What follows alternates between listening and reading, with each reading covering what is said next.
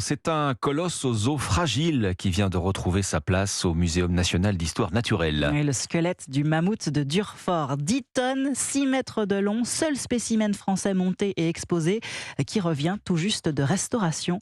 Dès aujourd'hui, les passionnés d'histoire pourront le retrouver à la galerie de paléontologie, frais comme un gardon après son lifting financé à 50% par un appel aux dons. Marie Jiquel.